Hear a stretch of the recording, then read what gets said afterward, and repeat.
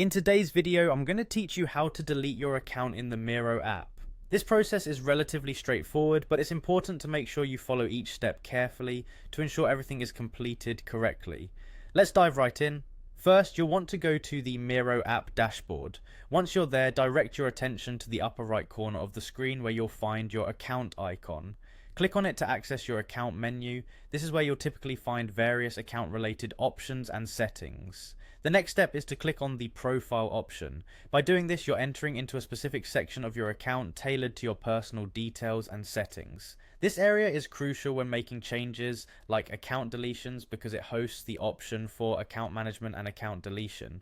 After you've accessed your profile, you'll see an option labeled Delete Account. Click on it to proceed with the account deletion process. It's important to note that once you initiate this action, you begin the irreversible journey of permanently removing your account. So be absolutely sure this is what you want to do. At this point, to confirm your intent to delete your Miro account, you'll need to check your email inbox where a verification message from Miro will be sent. Make sure to look in your primary inbox, but if you don't see it, don't forget to check your spam or junk folders just in case it landed there. Once you've located the email from Miro, go ahead and open it. Inside, you'll find a message confirming your request to delete your account, along with a link to finalize the process. Now here's what you need to do next. Find the link that says delete your profile within the email and click on it.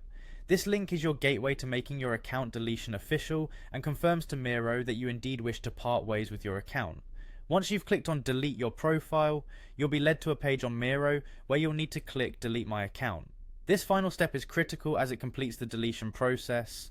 Remember that once you hit this button, the action is final and your account will be deleted permanently. As a final refresher, after completing these steps, go back to the My Work section on Miro just to double check that your account is gone. This final verification gives you peace of mind that your deletion process was successful.